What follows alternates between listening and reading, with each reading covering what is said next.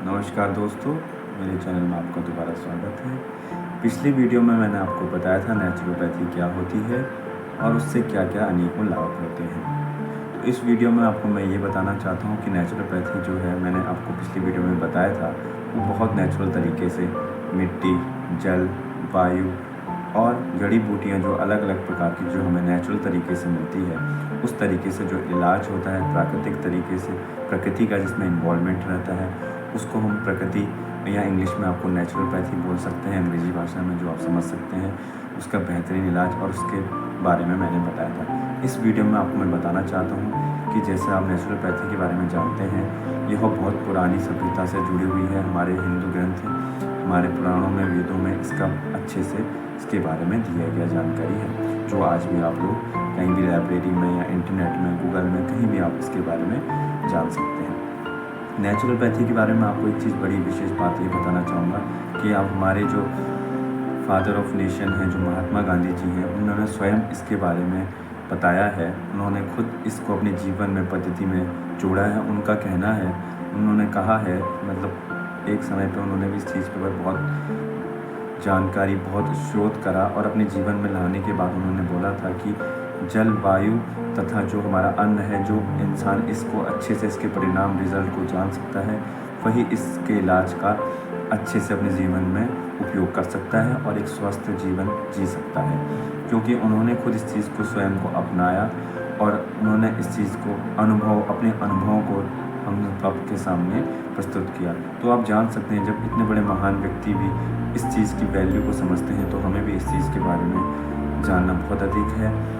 और हमें इस चीज़ को, मेरा इस चैनल से यही माध्यम है कि इस चैनल से मैं यही कहना चाहूँगा लोगों से, आप लोगों से जुड़ के, कि नेचुरल चीज़ जो हमारे भारत का कल्चर है, उसको ज़्यादा से ज़्यादा एक्सप्लोर करें, उसके बारे में ज़्यादा से ज़्यादा जानकारी लें। क्योंकि आज के समय में अगर हम योग की बात करें, तो योग जो है, योग भारत से जुड़ा हुआ है, पहले आदिकाल से जुड़ा हुआ है। क्योंकि हड़प्पा की सभ्यता की बात करें, हड़प्पा सभ्यता जो है भारत का सबसे पुरानी सभ्यता मानी गई है।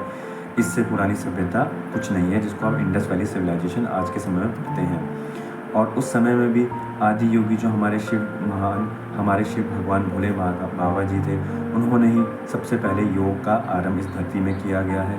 और जो माता पार्वती हैं, उनको उन्होंने योग की, सबसे पहले योग की जानकारी दी।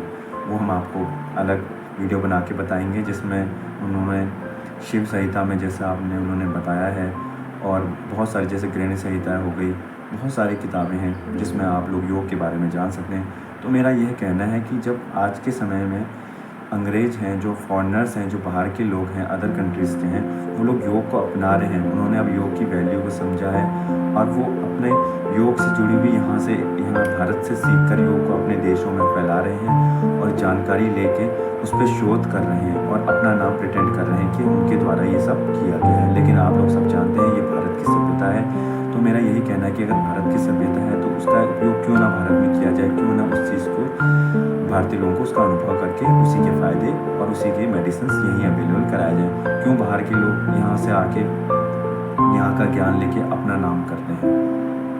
क्योंकि हमें इस चीज़ की वैल्यू नहीं है, यहाँ के लोग उसके बारे में शोधकर्ता नहीं करते हैं। और हमें इस चीज़ की जानकारी लेनी चाहिए और अपने कल्चर पे गर्व करना चाहिए, जैसे हम करते हैं अपने देश महान भारत पे गर्व करते हैं। तो हमारे ज्ञान, हमारा जो भारत है, वो ज्ञान का भंडार है। जो हमारा ऋग्वेद है, उसमें वेदों में इतना बड़ा ज्ञान है कि हम एक जीवन अगर हम जिए तो वो काफ़ी नहीं होगा उसके बारे में जानने को, बहुत ज्ञान है, लेकिन हम उसका उपयोग नहीं करते हैं।